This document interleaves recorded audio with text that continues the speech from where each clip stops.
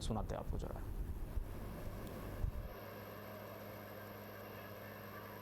पीलीभीत के लोकप्रिय विधायक श्री संजय सिंह गंगवार जी, हमारे लोकप्रिय विधायक बरखेड़ा स्वामी प्रवक्तानंद जी, लोकप्रिय विधायक बीसलपुर श्री विवेक वर्मा जी, माननीय विधायक पूरणपुर श्री बाबूराम पासवान जी, जिला पंचायत अध्यक्ष श्रीमती दलजीत कौर जी, विधान परिषद सदस्य श्री सुधीर गुप्ता जी, भारतीय जनता पार्टी के जिलाध्यक्ष श्री गोकुल प्रसाद मौर्य जी, सुरेश गंगवार जी, गुलशन आनंद जी, संजीव प्रताप सिंह जी, पूर्व मंत्री विनोद तिवारी जी, पूर्व विधायक किशनलाल राजपूत जी, महिला आयोग की सदस्य श्रीमती पुष्पा पांडे जी, जिला सहकारी बैंक के अध्यक्ष श्री सतपाल गंगवार जी,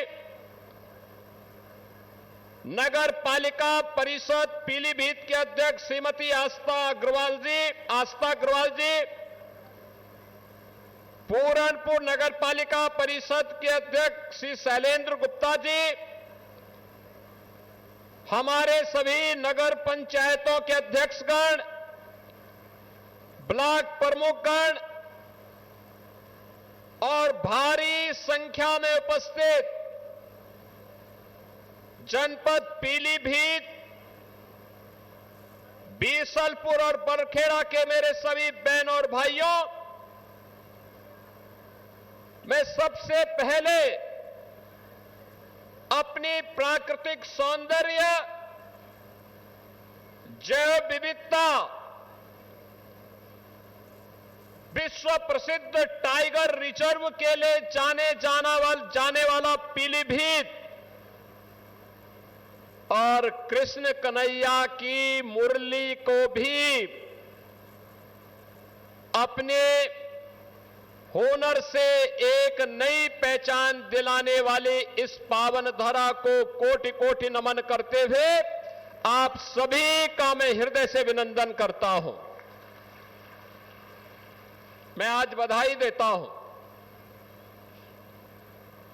माननीय जितिन प्रसाद जी और हमारे दोनों विधायकों और यहां जनपद के सभी जनप्रतिनिधियों के परिश्रम और पुरुषार्थ के कारण आज लगभग 600 करोड़ रुपए की परियोजनाओं का सौगात, यहां का उपहार इन दोनों विधानसभा और जनपद को प्राप्त हो रहा है। और उससे भी बढ़कर विकास के साथ साथ अपनी विरासत को संरक्षित करने की इच्छा से आए हुए आज से लगभग 56 वर्ष पहले बांग्लादेश से निकाले हुए प्रताड़ित हिंदू, बौद्ध, जैन और सिख को प्रधानमंत्री मोदी जी के विजन के अनुरूप जनपद पीलीभीत में उनको पुनर्वासित करने और नागरिकता प्रदान करने के लिए मैं जिन लोगों को यह सुविधा प्राप्त हो रही है उन सभी को भी मैं हृदय से बधाई देता हूं, अपनी शुभकामनाएं देता हूं। बहनों और भाइयों, इन लोगों के लिए पुनर्जीवन है। अब ये सर्टिफिकेट प्राप्त होने के बाद कोई ताकत इनको निकाल नहीं सकती है, इनको अब पराया नहीं कह सकती है।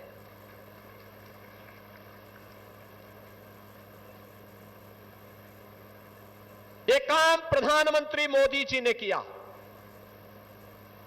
ये काम देश के गृह मंत्री से अमित शाह जी ने किया,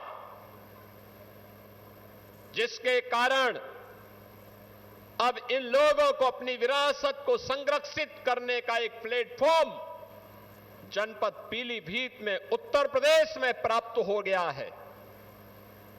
अब ये अपने आने वाली पीढ़ी के सपनों को सजोने के लिए, उसको आगे बढ़ाने के लिए, उसे एक नई उड़ान देने के लिए बंगाल से, पूर्वी बंगाल से, आज के बांग्लादेश से निकाले हुए प्रताड़ित इन हिंदुओं को, बौद्धों को, सिखों को, जैनियों को अब यहां पर भी उसी सम्मान के साथ, उसी गौरव के साथ जीने का अधिकार प्राप्त हो जाएगा। अब न इनको पुलिस परेशान करेगी, न राजस्व विभाग परेशान करेगा, न फॉरेस्ट के लोग परेशान करेंगे, न किसी अन्य विभाग के लोगों की प्रताड़ना इन्हें सहनी पड़ेगी। आप सोचो ना, कांग्रेस के पाप के कारण पहले बांग्लादेश बना, बांग्लादेश पाकिस्तान बनना यह आवश्यक नहीं था, यह आवश्यक नहीं था, सत्ता लोलुपता का परिणाम था पाकिस्तान का निर्माण। अगर उस समय का कांग्रेस का नेतृत्व अड़िग हो गया होता, जिन्ना अपनी मौत मर गया होता और भारत का विभाजन दुर्भाग्यपूर्ण विभाजन नहीं होता। लाखों हिंदुओं का कत्लेआम हुआ, लाखों हिंदुओं को अपनी पैतृक भूमि को, अपने पुण्य भूमि को छोड़ना पड़ा। स्वतंत्र भारत में उनके मन में एक अभिलाषा थी कि मुझे जिस आधार पर विभाजन किया गया था, उस आधार पर भारत के अंदर शरण मिलेगी, नागरिकता मिलेगी, सम्मान के साथ मैं जीवन यापन कर पाऊंगा। बहनों और भाइयों, कांग्रेस ने कभी सुध नहीं ली, लेती भी कैसे? और कांग्रेस के हमरा समाजवादी पार्टी को भी कहां फुर्सत थी, कहां फुर्सत थी? क्योंकि इनको तो तुष्टीकरण से जब फुर्सत हो तब गरीबों के बारे में, दलितों के बारे में, पिछड़ों के बारे में, वंचितों के बारे में सोचते।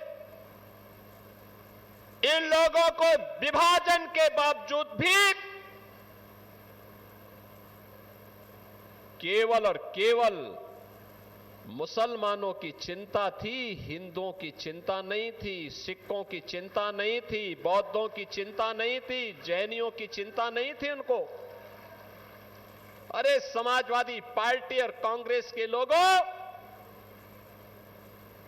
बेशर्मी के साथ डूब मरो। जिन लोगों को आज आवासीय पट्टा और उनके जमीन के मूल कागजात उपलब्ध करवाए जा रहे हैं, जिन्हें नागरिकता प्रदान की जा रही है, ये ज्यादातर लोग दलित हैं, वंचित हैं, अति पिछड़ी जाति के हैं। आखिर इनके लिए क्यों आवाज नहीं उठाई? लंबे समय तक शासन किए हो, लेकिन कभी इनके बारे में सोचने की फुर्सत नहीं थी। इन गरीबों के बारे में, इनको पहचान दिलाने के बारे में, यानी इनके लिए देश की कीमत पर राजनीति थी। हिंदू, सिख, बौद्ध और जैनियों के कत्लेआम की कीमत पर सत्ता चाहिए थी इनको। और आज डबल इंजन की सरकार आई, आदरणीय प्रधानमंत्री मोदी जी के नेतृत्व में जब सिटीजनशिप अमेंडमेंट एक्ट आया, लंबे समय के बाद किसी सरकार ने सोचा कि विस्थापित हिंदुओं, बौद्धों, जैनियों, सिखों को भी भारत की नागरिकता मिलनी चाहिए। जो पाकिस्तान से, बांग्लादेश से, अफगानिस्तान से विस्थापित हैं, आप याद करिए, दिल्ली और देश के विभिन्न राज्यों में लंबे समय तक कांग्रेस ने, समाजवादी पार्टी के लोगों ने आंदोलन किया था। आज जो ये सर्टिफिकेट वितरित हो रहे हैं, इसी के खिलाफ ये लोग आंदोलन कर रहे थे कि नहीं मिलना चाहिए। यानी इनका तो सबसे पहला उद्देश्य ही क्या है कि देश के संसाधन पर विभाजन के बावजूद पहला अधिकार मुसलमान का होना चाहिए, बाकी किसी का अधिकार नहीं होना चाहिए। यही तो इनकी कुत्सित चेष्टा थी, यही इनकी तुष्टीकरण की नीति थी, यही पाप ये जिंदगी भर करते रहे और उस पाप का खामियाजा हिंदू भुगतता रहा। बहन और भाइयों, आज आप सबको, मैं इन सभी बंगाली परिवारों को, 2,500 परिवार हैं, 2,500 परिवार का मतलब 15,000 लोग सीधे सीधे आज इस स्कीम का लाभ ले पा रहे हैं। मैं इसके लिए आदरणीय प्रधानमंत्री जी और गृह मंत्री जी के प्रति आभार व्यक्त करता हूं। मैं इसके लिए केंद्रीय मंत्री श्री जितिन प्रसाद जी को, हमारे जो चारों विधायक हैं, यहां पर मंत्री श्री संजय सिंह गंगवार, विधायक बरखेड़ा स्वामी प्रवक्तानंद जी, विधायक बीसलपुर श्री विवेक वर्मा जी और विधायक पूरणपुर श्री बाबूराम पासवान जी को भी मैं हृदय से धन्यवाद देता हूं, जिन्होंने पैरवी करके इन बंगाली परिवारों को आज उनका अधिकार उपलब्ध करवाया है, उनका अधिकार दिलाया है। हमारा प्रयास है, प्रदेश के अंदर ऐसे 55,000 परिवार रह रहे थे। पिछले दिनों मैंने बाराबंकी में जाकर के उन्हें नागरिकता दी, उनको जमीनें, पट्टे उपलब्ध करवाए। उसके बाद मैं बिजनौर में गया, वहां पर भी लगभग काफी बड़ी संख्या में हम लोगों ने 3500 परिवारों को अधिकार दिया। आज पीलीभीत में हम लोग इसके प्रथम चरण के कार्य को संपन्न करने जा रहे हैं। अन्य कार्यक्रम भी हमारे अनवरत चल रहे हैं, अभी यह कार्य पूरा नहीं हुआ है। कुछ मामलों में हमें वन विभाग से और भारत सरकार से स्वीकृति का इंतजार है। जैसे ही मिलेगा, अन्य परिवारों को भी उनका अधिकार उपलब्ध करवाएंगे, उनका अधिकार उपलब्ध करवाएंगे। अभी रामपुर के अंदर भी काफी बड़ी संख्या में इस कार्रवाई को संपन्न करना है। बहनों और भाइयों, हमने टालने की आदत नहीं की। हमने इन गरीबों की पीड़ा के साथ अपनी संवेदना को जोड़ा। ये संवेदना समाजवादी पार्टी भी जोड़ सकती थी। 4-4 बार प्रदेश में शासन करने का अवसर मिला था, लेकिन ये तब सुनते जब बबुआ को समय पे जगने की आदत हो। 12 बजे सो करके उठेंगे, 2 बजे तक तैयार होंगे, फिर 5 बजे जिम चले जाएंगे, तो गरीब की पीड़ा को सुनने की आदत कहां? उनके लिए विकास तो केवल सिपाही का विकास है। पीलीभीत उनके एजेंडे में नहीं था, पीलीभीत उनके एजेंडे में नहीं था।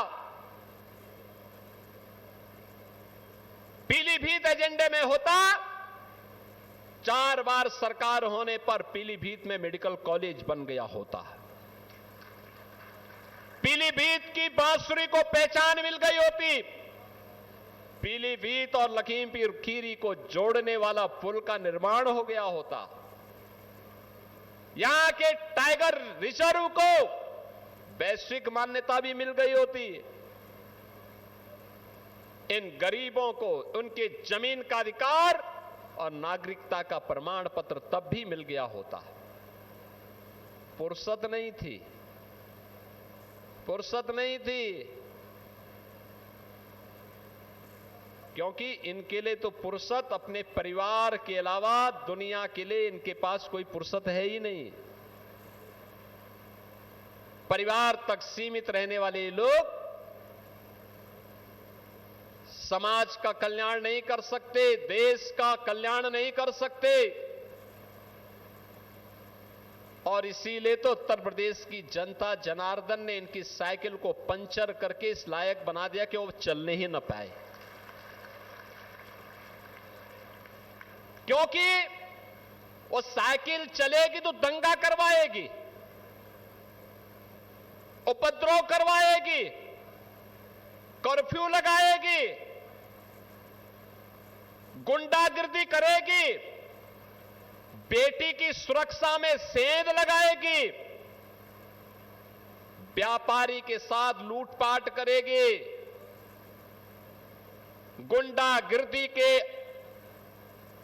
माध्यम से समाज में सज्जन लोगों का जीना आराम कर देगी। गरीबों की जमीनों पर कब्जा करना, सार्वजनिक जमीनों पर कब्जा करना, जहां आज गौशालाएं बन रही हैं, ये जमीनें पहले 2017 के पहले किसी सपाई ने कब्जा की होंगी जरूर। और जब सरकार आई और हम लोगों ने पहले दिन एक घोषणा की थी कि अगर जमीन कब्जा किए हो तो खाली कर दो, नहीं तो अगले 48 घंटे के बाद जब कार्रवाई शुरू होगी तो 7 पीढ़ियों का भुक्तभोगी होना पड़ेगा। तो बहुत सारे लोगों ने उसी समय सरेंडर कर दिया था कि नहीं साहब आप जमीन ले लीजिए, बकस दो। आप देखते होंगे एक समय था जब माफिया सिर तान करके चलता था, सीना तान करके चलता था, थानों पे कब्जा करता था, तहसीलों में उधमबाजी करते थे, किसी भी गरीब की जमीन पर कब्जा कर लेते थे, विकास की योजना को नहीं पूरा होने देते थे, बेटी और बहनों की इज्जत के साथ खिलवाड़ करते थे, व्यापारियों का जीना हराम करते थे, उद्यम नहीं आने देते थे, नहीं आने देते थे। और अगर कहीं जब दंगे होते थे तो दंगाइयों को मुख्यमंत्री सरकारी जहाज से बुला करके अपने आवास में सम्मान करते थे। यह होता था 2017 के पहले। बहन और भाइयों, अब यूपी में दंगा नहीं होता है, नो दंगा, नो कर्फ्यू। यूपी में अब सब चंगा। यूपी में नो कर्फ्यू, नो दंगा, अब यूपी में सब चंगा। अब यूपी में कोई दंगा नहीं, माफिया मुक्त, उपद्रव मुक्त, कर्फ्यू मुक्त। जो माफिया पहले सीना तान करके चलते थे, आज गले में तख्ती लटका करके चलते हैं कि साहब जान बकस दो, बस एक बार अब जान बकस दो, अब आगे हम ठेला लगा करके पेट भर लेंगे, लेकिन कहीं गुंडागिर्दी नहीं करेंगे। हमारी प्रतिबद्धता गरीब के लिए है, हमारी प्रतिबद्धता युवा के लिए है, हमारी प्रतिबद्धता बहन और बेटियों की सुरक्षा के लिए है, हमारी प्रतिबद्धता व्यापारियों की सुरक्षा के लिए है, अन्नदाता किसानों की खुशहाली के लिए है। हमारी प्रतिबद्धता किसी गुंडा माफिया के प्रति नहीं हो सकती है और हम उसको कोई संरक्षण भी न देंगे न देने देंगे। और इसीलिए बहनों और भाइयों, आज आप सबको मैं कहने के लिए आया हूं, ये मेडिकल कॉलेज पहले भी बन सकते थे, विजन नहीं था। गरीब को उपचार की सुविधा मिले, केवल सेफई परिवार का अधिकार था, बाकी किसी और का नहीं। उनको अच्छी सुविधा मिले, बाकी तो 25 करोड़ की जनता जाए भाड़ में उनके लिए, यही करते थे। सब कुछ सेफई। पीलीभीत नहीं, लखीमपुर खीरी नहीं, बरेली नहीं, रामपुर नहीं, मुरादाबाद नहीं, बदायूं नहीं, एक खानदान का कब्जा बरकरार रहे, बाकी और कुछ भी नहीं। और बहनों और भाइयों, इसीलिए आए हैं हम लोग बताने के लिए। यह संभव हुआ है इसलिए क्योंकि आपने अच्छा काम किया, अच्छे प्रतिनिधि चुने।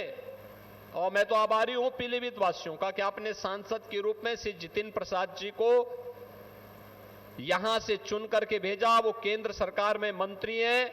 यहां के युवाओं को स्किल डेवलपमेंट के माध्यम से उनके उज्जवल भविष्य के लिए भी कार्यक्रम चला रहे हैं। आपने श्री संजय गंगवार जी को चुना, उत्तर प्रदेश सरकार में गन्ना मंत्री के रूप में काम कर रहे हैं। आपने स्वामी प्रवक्तानंद जी को चुना, विकास की योजनाओं को लेकर के आ रहे हैं। आपने श्री विवेक वर्मा जी को चुना, वे विकास की योजनाओं को लेके आ रहे हैं, आपका अधिकार आपको दिला रहे हैं। बाबूराम पासवान जी को चुनाव जिता करके भेजा, विधायक बना करके भेजा, वे विकास के लिए निरंतर प्रयासरत है। ये सभी लोग जब जीत करके जाते हैं तब मेडिकल कॉलेज आता है, तब पुल आता है, तब सिंगल लेन की सड़क 2 लेन और 4 लेन में बदलती है, और तब जैव विविधता के लिए पीलीभीत जनपद दुनिया के अंदर विख्यात होता है, टूरिज्म बढ़ता है। और बहनों और भाइयों, आज मुझे देख करके अच्छा लगा। मुझे यहां पे जब गरीबों के कल्याण के लिए उन्हें शासन की कल्याणकारी योजनाओं का लाभ जब मैं प्रदान कर रहा था, कितनी खुशी थी उनके चेहरे पर। कोई युवा सीएम उद्यमी स्कीम से लाभान्वित हो रहा है, कोई पीएम विश्वकर्मा स्कीम से लाभान्वित हो रहा है, कोई पीएम आवास योजना में, कोई सीएम आवास योजना में, और कहीं पर एनआरएलएम के तहत लखपति दीदी को यहां पे डमी चेक उपलब्ध करवाया जा रहा था, और कहीं पे नागरिकता प्रमाण पत्र और कहीं पे जमीन का प्रमाण पत्र उपलब्ध करवाने का कार्य इस मंच से हो रहा था। कितना अच्छा लग रहा था। पाने वाले लोग भी, आप सोचो उन बुजुर्गों की उम्र आज से 56 साल पहले जब ये लोग विस्थापित होकर के आए होंगे, 55-56 वर्ष पहले जब आए होंगे, तब उनकी उम्र 15 से 25 के बीच रही होगी। आज उम्र ढल चुकी है, आंखें तरस गई, प्रताड़ित होना पड़ा होगा। कहीं फॉरेस्ट से, कहीं राजस्व कर्मियों से, कहीं पे पुलिस से, कहीं पे किसी अन्य कर्मी से क्या पीड़ा झेली होगी, कितनी प्रताड़ना झेली होगी। हर स्तर पर अपमानित होना पड़ा होगा। गलती क्या थी? गलती कांग्रेस की थी, जिन्होंने 1947 में भारत का विभाजन स्वीकार किया था। भारत का विभाजन नहीं होता, इन गरीबों को, इन बंगाली परिवारों को विस्थापित नहीं होना पड़ा होता, नहीं होना पड़ा होता, और आने वाले समय में किसी हिंदू को विस्थापित न होना पड़े। इसके लिए तो उत्तर प्रदेश में अब हम लोग डिफेंस मैन्युफैक्चरिंग कॉरिडोर में प्रधानमंत्री जी के दूरदर्शी विजन को ध्यान में रख करके अब ब्रह्मोस मिसाइल भी बना रहे हैं। ये समाजवादी पार्टी के लोग तो कट्टा बनाते थे, कट्टा और बम बनाते थे व्यापारियों को लूटने के लिए, गरीबों को लूटने के लिए, और हम बना रहे हैं ब्रह्मोस मिसाइल। ब्रह्मोस मिसाइल जब दगती है और पाकिस्तान पर छोड़ी जाती है तो पाकिस्तान में चिल्ला उड़ता है, बाप बाप चिल्ला उड़ पड़ता है। यह है पाकिस्तान की नीयत। और बहनों और भाइयों, उसी लड़ाई को लड़ने के लिए आज डिफेंस मैन्युफैक्चरिंग कॉरिडोर का एक हब बन रहा है यूपी। अब यूपी के अंदर विकास हो रहा है। एक इकोनॉमिक कॉरिडोर इसी पीलीभीत से होते हुए जा रही है शामली के लिए, गोरखपुर से पीलीभीत होते हुए, मुरादाबाद होते हुए, और ये जाएगी सीधे शामली, और शामली से फिर आगे पानीपत, गोरखपुर से सिलीगुड़ी तक जाएगी। यानी पीलीभीत का व्यक्ति अगर चाहे तो गोरखपुर की तरफ जाना है, चाहे वह शामली या मुरादाबाद की तरफ जाना है, वह इकोनॉमिक कॉरिडोर आपको आसान रास्ता कर देगा, आसान रास्ता। जितने अच्छे मार्ग बनेंगे, जितनी कनेक्टिविटी में गति होगी, उतनी ही तेज प्रगति होगी।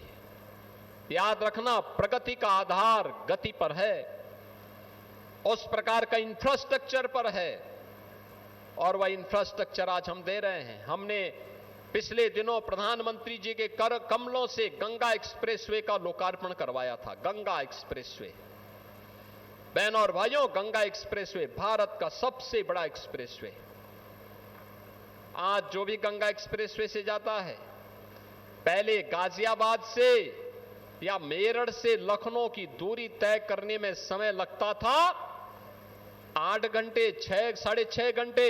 अब मात्र 4 घंटे में मेरठ से लखनऊ लोग आ जा रहे हैं।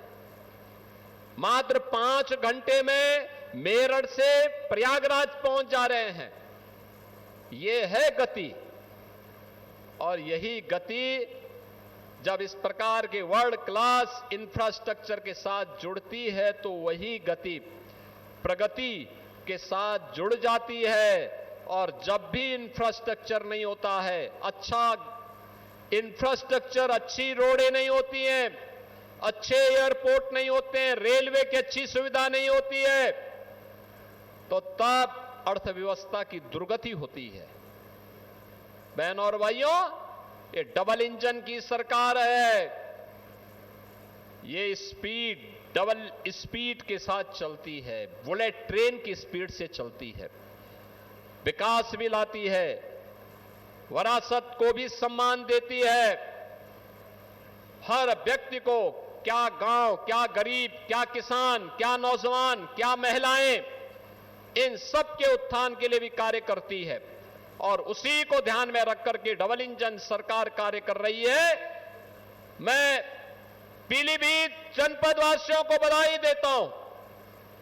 स्वास्थ्य की सुविधा का लाभ, बेहतरीन कनेक्टिविटी का लाभ आप सबको जो प्रदान हो रहा है, इसके लिए पीलीभीत वासियों को मैं बधाई देता हूं। और मैं विश्वास करता हूं, पीलीभीत विकास की इस प्रक्रिया के साथ इको टूरिज्म के एक नए हब के रूप में अपने आप को स्थापित करेगा।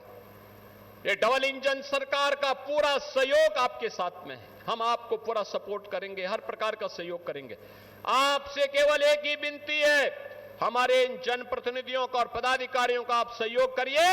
डबल इंजन सरकार पवन पाखड़े विचार करके आपका विकास के लिए पूरा सहयोग करने को तैयार है, हर स्तर पर सहयोग करने को तैयार है। जो भी आप कहेंगे, ये जनप्रतिनिधि जो भी प्रस्ताव रखेंगे, हम उसके लिए पूरी मजबूती के साथ, पूरी प्रतिबद्धता के साथ उसे आगे बढ़ाने का कार्य करेंगे।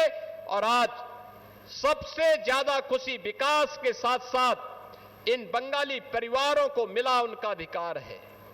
5 दशक, 5.5 दशक के बाद उनको यह अधिकार प्राप्त हो रहा है। मैं इनको बधाई देता हूं।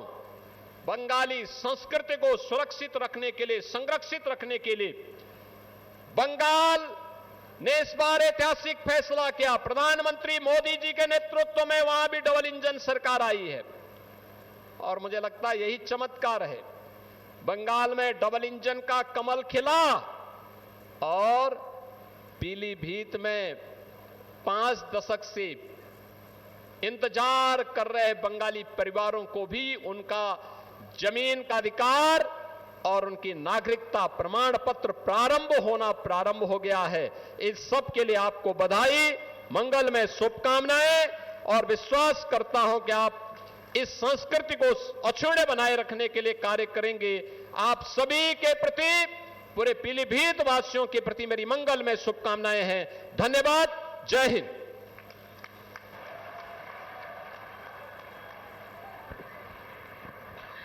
बहुत बहुत धन्यवाद माननीय मुख्यमंत्री जी। दिशा दीप्त हो उठी प्राप्त कर पुण्य प्रकाश तुम्हारा लिखा जा चुका है। मुख्यमंत्री ने बता दें कि पीलीभीत पहुंचे मुख्यमंत्री ने आपने सुना कि किस तरीके से देश मजबूती की ओर बढ़ रहा है, डिफेंस कॉरिडोर बन रहा है उत्तर प्रदेश में, इसकी भी जानकारी यहां मुख्यमंत्री के द्वारा दी गई। कहा कि हम ब्रह्मोस बना रहे हैं, ये बदलता हुआ भारत है जिससे पाकिस्तान थर्राता है, डरता है। ऑपरेशन सिंदूर का भी जिक्र यहां पर मुख्यमंत्री योगी आदित्यनाथ ने किया। परियोजनाओं का लोकार्पण और शिलान्यास मुख्यमंत्री के द्वारा किया गया। कांग्रेस को आड़े हाथों लेते हुए कहा कि कांग्रेस की विभाजनकारी विचारधारा थी जिसकी वजह से आज देश कई परिस्थितियों से गुजर रहा है। तो 66 परियोजनाओं का लोकार्पण और शिलान्यास मुख्यमंत्री योगी आदित्यनाथ ने आज पीलीभीत में किया।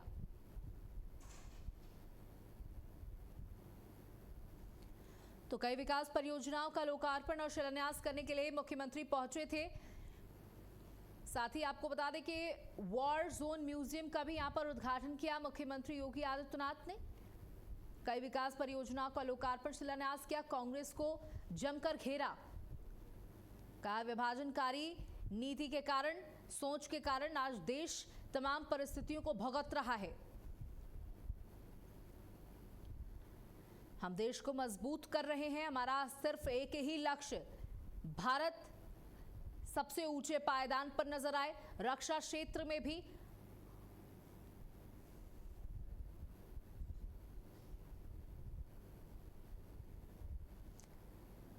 तो 66 परियोजनाओं का लोकार्पण और शिलान्यास मुख्यमंत्री योगी आदित्यनाथ के द्वारा यहां पर किया गया।